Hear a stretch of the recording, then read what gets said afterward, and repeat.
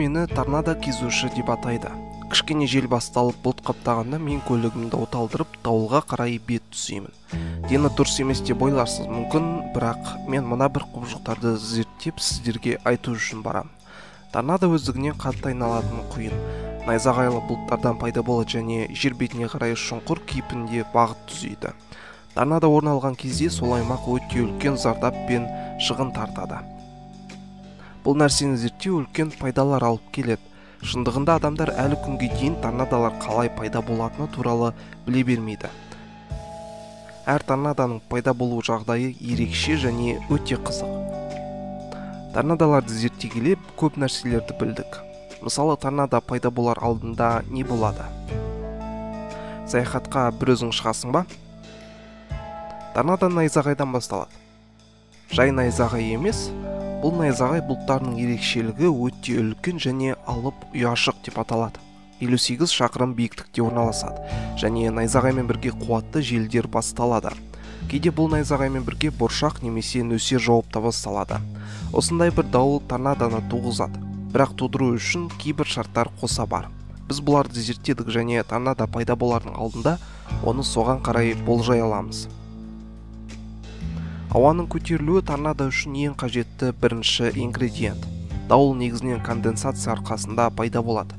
Конденсация негізінде жылу бөлінеді, және бұл жылу ауаны жоғарыға қарай көтереді. Конденсат көп болған сайын бұлттың көлемі мен қуаты да арта береді.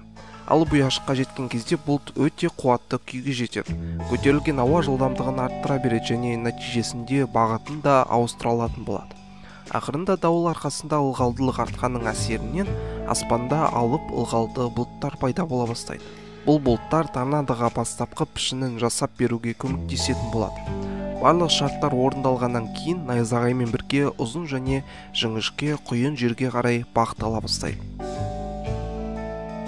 Біз бұны мезоциклон деп атаймыз. Суық және құрғақ ауа мезоциклонның сыртынан айналуын жалғастыра береді. Бұның әсерінен құйын жерге қарай бағытын жеделдете түседі. Жерге жақындай бастаған кездегі сценарий мезоциклонның ішіндегі температура мен сыртындағы температура арасындағы үлкен айырмашылыққа алып келеді. Ал бұл өз кезегінде құйынды қуаттандыра түседі. Мезоциклонның асты жақ бөлігі жерге қарай жақындай бастағанда құйынның тығыздығын арттыра түседі. Егер құйын осы бір жылдамдығын жалғастыра берсе, үсті жақ бөлігінен бұлттар да бірге айналып жер мен аспан арасында байланыс басталады. Мезоциклон аяғы ақыры жерге тиіп, торнадо пайда болады.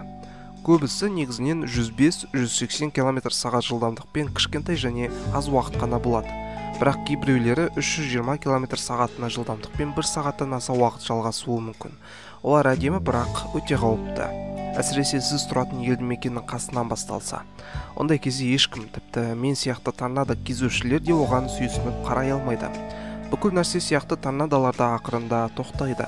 Температураның айырмашылығы жоғалғанда және тұрақтылық пайда болғанда немесе ауадағы ылғалдылық құрғап кеткенде бұл қаһарлы құйын өз моменттілігін жоғалтып, торнадо жоғала бастайды. Сонда да метеорологтар немесе мен сияқты торнадо кезушілер бұл торнадолардың ізін іздеп, бұндай торнадолар қайта пайда болып, жібін бізге жібере ма деп жалықпаймыз.